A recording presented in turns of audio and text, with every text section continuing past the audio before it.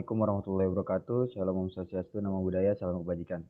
Perkenalkan, nama saya Muhammad Raden Nasbi dengan NIM 20106112116. Di sini saya akan mempresentasikan resume materi legal audit dari pertemuan 1 sampai 7.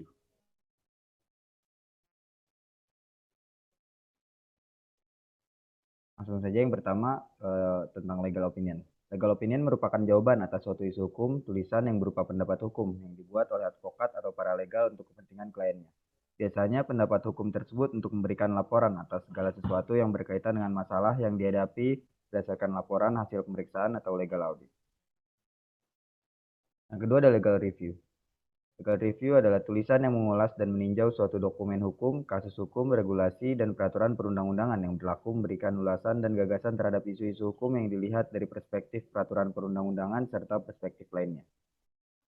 Selanjutnya ada legal advice, yaitu merupakan nasihat hukum, didefinisikan sebagai penilaian dan penerapan prinsip-prinsip hukum untuk situasi faktual tertentu.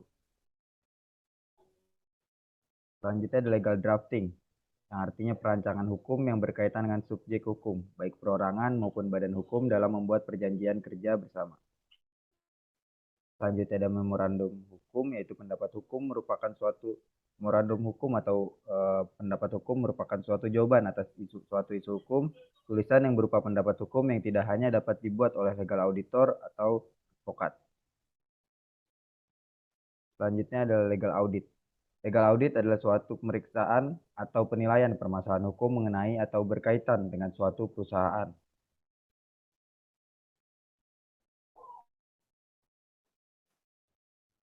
Legal opinion, istilah legal opinion sendiri dalam bahasa Latin disebut dengan ius opinium atau ius opinio, yang artinya pandangan atau pendapat hukum yang dikaji baik secara parsial, imparsial, gradual maupun krusial.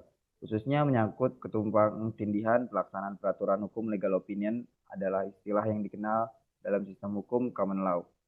Sedangkan dalam sistem hukum Eropa kontinental atau civil law dikenal dengan istilah legal kritik yang dipropoli oleh aliran kritikus hukum. Prinsip legal opinion sendiri dibuat dengan berdasarkan hukum Indonesia. Legal opinion disampaikan secara lugas, jelas, dan tegas dengan tata bahasa yang benar dan sistematis. Legal opinion tidak memberikan jaminan terjadinya suatu keadaan. Legal opinion harus diberikan secara jujur dan lengkap. Legal opinion tidak mengikat bagi advokat dan bagi klien. Fungsi legal opinion yang pertama legal entity, yaitu suatu kesinambungan antara hukum secara hierarki dan seluruh peraturan pelaksanaannya, dari yang paling tinggi sampai paling rendah yang dikaji secara komprehensif integral. Kedua ada legal solution, yaitu suatu proses adaptif dalam penyelesaian konflik hukum untuk dicarikan jalan keluar untuk menganulir atau mendeponir suatu keputusan hukum yang berdampak sangat luas dalam masyarakat. Selanjutnya ada legal reasoning, itu fungsi terakhir berupa sanggahan atau legal argument yang timbul akibat pertikaian hukum, legal konflik dalam suatu pokok perkara berupa perdata, pidana, dan administrasi negara yang dapat dijadikan dalil-dalil untuk menangkis suatu tuduhan atau sanksi hukum. Tujuan legal opinion yang pertama yaitu untuk menjabarkan suatu konstekstual hukum baik implisit atau eksplisit apabila terjadi berbagai kontradiksi yuridis yang berakibat pada protes masyarakat terhadap penerapan suatu aturan hukum.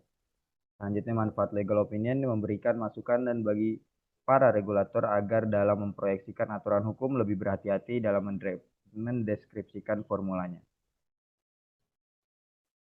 Sekian pemaparan resume dari saya terkait pertemuan dari 1 sampai 7. Kurang lebihnya mohon maaf. Wassalamualaikum warahmatullahi wabarakatuh.